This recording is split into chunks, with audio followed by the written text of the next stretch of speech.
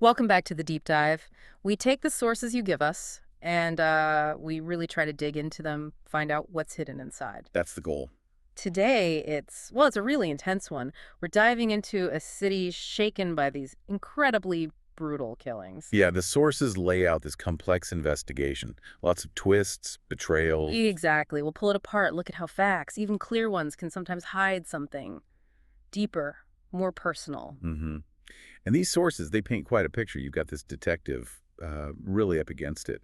Time pressure, politics, her own stuff going on. All while chasing this cryptic killer figure. Right. So our mission today is to pull out those key moments, the surprising insights, help you understand not just what went down, but why it was so significant for everyone caught up in it. So where do we even start? A case kicking off with a shattered stained glass window. What strikes you first about that? Well, the setting itself is powerful, isn't it? A church. It's supposed to be a sanctuary. Okay, let's paint that picture. San Francisco, La Salle Heights Church. There's a choir rehearsal happening for the sing-off. Peaceful scene, kids in white shirts. And then just chaos. Gunfire erupts. Ugh. Not just one shot, like you said, a strafing attack. And that beautiful stained glass window, Christ blessing a child, it just explodes. Yeah. Glass flying everywhere. Must have been absolutely terrified. Utter chaos. But right away, you see this incredible act of heroism. Aaron Winslow, the choir director, Yeah. he screams, "Get down!" pushing kids out of the way, then actually runs to shield two girls, Chantal and Tamara, who are frozen in fear. Uses his own body. Wow. Just instinct taking over. Pure protective instinct amidst, well, unimaginable terror. And the aftermath. Yeah, The church facade just riddled with bullet holes, and among the frightened kids, they find her, 11-year-old Tasha Catchings, the first victim. It's heartbreaking. And the investigation immediately turns to, okay, how did this happen? They find the shooter's spot, hidden, deep in the brush, trees nearby, Invisible from the church itself. completely. And they find two clusters of shell casings, Remington .223s. That's a rifle round. Uh-huh. Right. Powerful. Very, often used in AR-style rifles. The two clusters suggest the shooter maybe shifted position slightly, but critically, they had a clear line of sight directly at that window. So a planned attack, not random. Seems that way. And the escape, that adds another layer. Poso. The shooter climbs a 5-foot chain-link fence, disappears into these backyards, into the Whitney Young projects nearby. Okay. But here's the thing the sources really emphasize. This unconfiding silence from people who might have seen something. Nobody wants to talk to the police, even with a child dead. That's chilling and incredibly frustrating for the investigators, I imagine. Absolutely. It speaks volumes about maybe fear or distrust or both, something Lieutenant Boxer, the lead investigator, has to deal with right from the start. Right. Let's bring her in. Lieutenant Lindsay Boxer. We first meet her, playing cards, crazy eights with peens at a youth center. Yeah, the Hope Street Teen House. It's an interesting introduction, isn't it? Sort of hints that she's maybe more than just a badge. Her personal life, her connections, they're going to matter. And pretty quickly we get a clue. A potentially huge one. Comes from a young witness, Bernard Smith. He saw the getaway van, white, but it had this really weird decal on it. What did you say? Like Mufasa. Yeah, like Mufasa, the Lion King, right? Yeah. But with two heads. Two heads. Okay, that's unique. Definitely something to latch on to. It becomes absolutely central. But almost immediately, the investigation hits turbulence, political turbulence. The brass gets involved. Chief Mercer, this guy Fred Dix, who works for the mayor, the press liaison. Yep. And Dick starts pushing hard, calls it a hate crime, wants it labeled that way. Seems it fits Mayor Fernandez's agenda, targeting certain groups. But Lindsay, our lead investigator, she doesn't jump on board with that label right away. No, she's noncommittal, Mm. which, probably doesn't sit well with them. What does that tell you about the pressures inside the department? Well, it shows that conflict, right? The pressure to shape a narrative versus the need to follow the evidence. Chief Mercer even warns her, tells her to put aside personal pain from old cases. Oof, that sounds pointed. It does. But Lindsay, the sources say, she feels this blood on fire need to solve it. For the girl, Tasha. For the church. She's driven. And then the case gets wider. It's not just the church shooting. Right. Turns out, days before Tasha was killed, another victim, Estelle Chipman, an elderly black woman, found hanged in a basement laundry room. Hanged. So initially maybe thought to be something else. Possibly, but here's the connection. On the wall near her body, there's this primitive drawing. The two-headed creature. Exactly. A lion, but with a coiled reptile tail and 2 heads, 1 lion, 1 goat. Lindsay apparently first thinks it looks like Pokemon, believe it or not. Huh. Well, it's certainly bizarre. But that image, that's the link. That's when Lindsay realizes these cases are, as the source puts it, probably related. It shifts everything. Suddenly, it's not just one horrific shooting. It might be a serial killer. Wow. Okay, so the stakes just went way, way up. And you can imagine the toll this takes on Lindsay personally. Absolutely. Pushes her to the brink. But she's not alone. She has this amazing support system. Her friends, they call themselves the Woman's Murder Club. Right. Tell us about them. Okay, so there's Claire Washburn, who's the medical examiner. Very sharp. Crucial role in any murder investigation. Definitely. Then Cindy Thomas, she's a crime reporter for the Chronicle, always digging. Hmm. And Jill Bernhardt, a lawyer, assistant DA, I think. They're her rock. Professional help, emotional support, everything. And Claire, the ME, she finds something critical. Huge. Yeah. During Tasha Keshing's autopsy, remember, everyone initially thought maybe she was hit by a stray bullet in the chaos. Yeah. Claire finds she was shot twice. Twice. Mm-hmm. That suggests it wasn't random. It was deliberate, targeted. Whoa. That completely changes the picture of what happened in that church. How often do you think initial assumptions like that, about a crime scene, lead things down the wrong path? Happens more than you'd think. Tunnel vision is a real danger. But Claire's finding snaps them out of it. It wasn't just indiscriminate firing. Someone aimed at Tasha. Okay, that's chilling. And these women, they're dealing with their own lives too, right? It's not just the case. Exactly.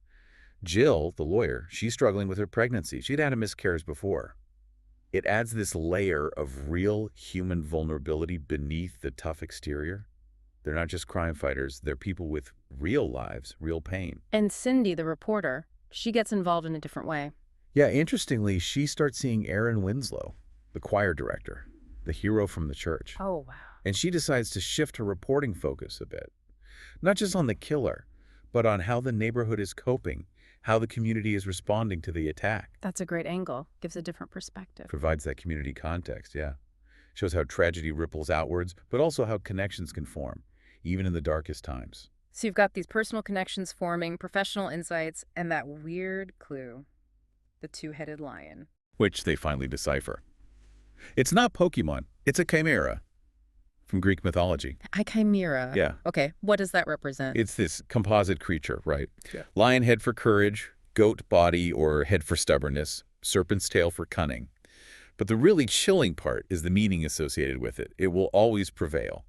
Okay, that's not just a symbol, that's a declaration. A threat, almost. Exactly.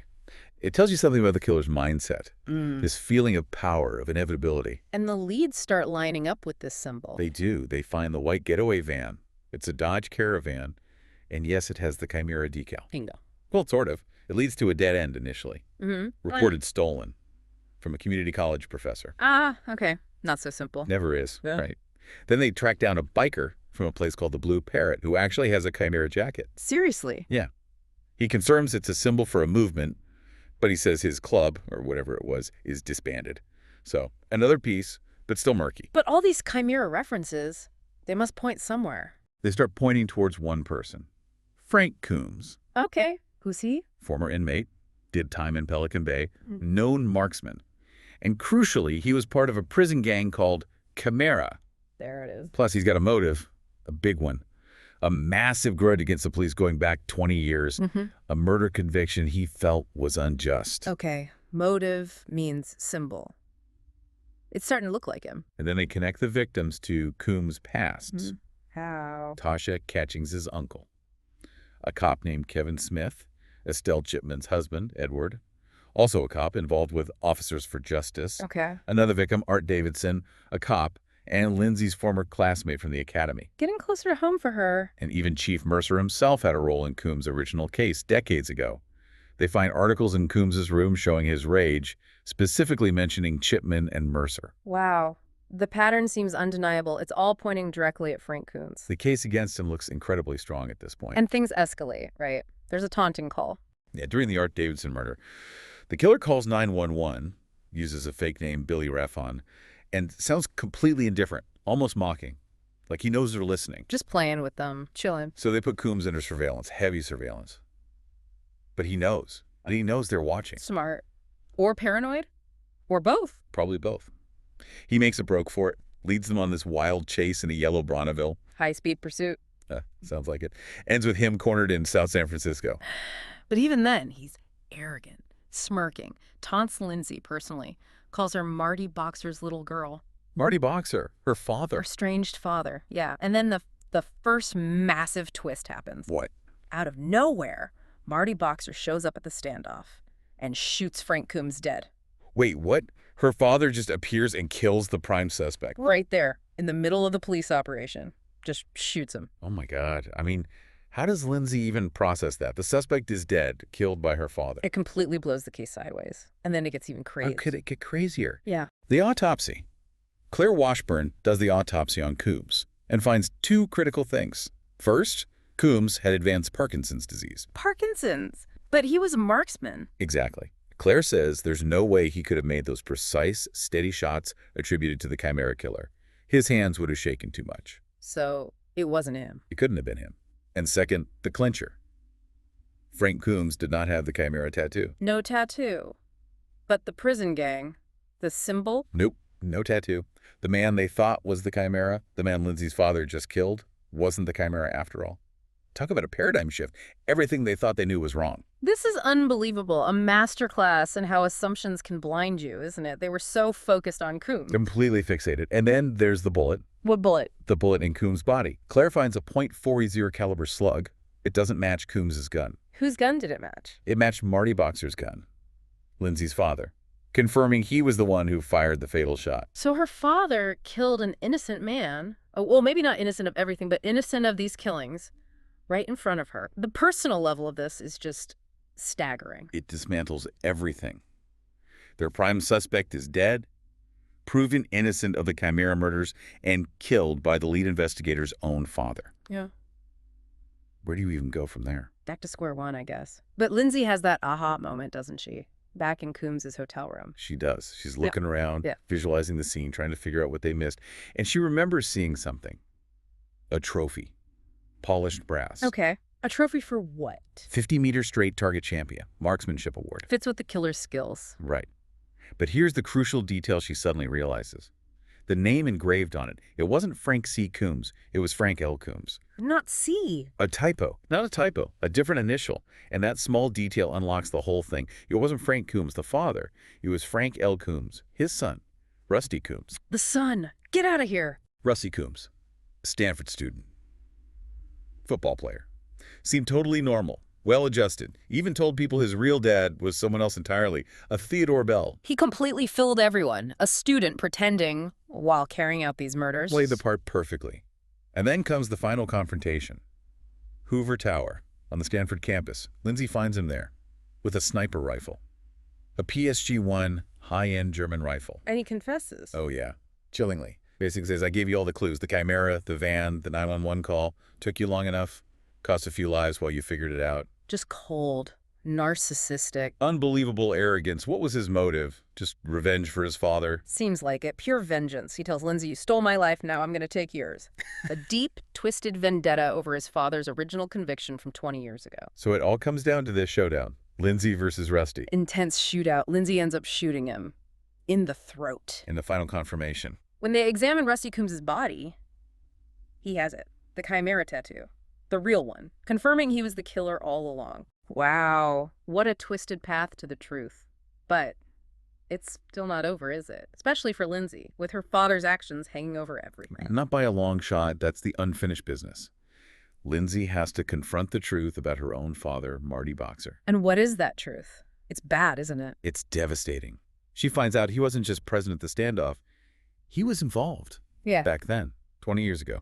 In the original incident that got Frank Coombs convicted, the sources say he was dirty and essentially helped Coombs murder that boy, Gerald Sykes. Oh, no. So her father wasn't just intervening randomly. He was covering his own tracks from decades ago by killing Frank Coombs. That seems to be the implication. Protecting himself, and maybe in his own twisted way, he thought he was protecting Lindsay too. He claims he was just there by chance and came back to protect her. Does she believe him? How does that confrontation go? It's deeply emotional, as you can imagine, the ultimate betrayal. But in the end, Marty just leaves. Heads off to Cabo San Lucas, says he started a new life, Yeah. even names his boat Buttercup. But Yeah. Apparently that was his childhood nickname for Lindsay. wow. That's That's just layers of messed up, isn't it? Leaving her to deal with the wreckage. Pretty much. And her friends, the Women's Murder Club, they try to help her find concrete answers. Jill digs through old trial records, interviews a witness from the original case. Does she find anything proving Marty's involvement back then? No direct evidence surfaces. Yeah. So there's still this lingering uncertainty, this shadow over Lindsay's past and her father's actions. But through it all, the bond between those women remains solid. They support her. So Lindsay gets the public praise, right, for catching the Chimera killer. Yeah, she gets the accolades, solved the big case, but privately. Yeah. She knows the whole messy, painful truth about Rusty, about Frank, about her own father. It's got to be a heavy burden, that difference between the public story and the private reality. Definitely a bittersweet victory, if you can even call it that. But there is a sense of healing, eventually. The sources describe a scene 4 months later. LaSalle Heights Church. It's been restored, painted. A symbol of recovery. Exactly. Aaron Winslow and Cindy, the reporter, they're still together. The choir is singing again. There's a feeling of hope returning to the community. And the Women's Murder Club, still strong. Unshakable. There's this powerful moment where Jill whispers to Lindsay something like, "The bastards don't win. We do. We just have to wait to the end of the game." A testament to their resilience, their bond. Yeah. That enduring strength is maybe the ultimate takeaway for them. What a case. I mean, really, truly twisted. We saw how those first assumptions almost derailed everything. Right. The hate crime angle focusing only on Frank Coombs. And how that one symbolic clue, the Chimera, was key, but led down such a complex path, and just how tangled personal lives, personal histories get in the pursuit of justice. It really makes you think, doesn't it, about truth itself, how many facets it has, how it can get twisted by loyalty or revenge or, just plain ego. So the question for you listening, what does this all bring up? Yeah, this deep dive really makes you wonder, how often do things like personal loyalties or secrets from the past shape how justice is pursued? Oh. And how many other cases out there might have a ninth bullet? Yeah, That one piece of overlooked evidence that changes the whole story. definitely something to think about. Oh, man. Until our next deep dive.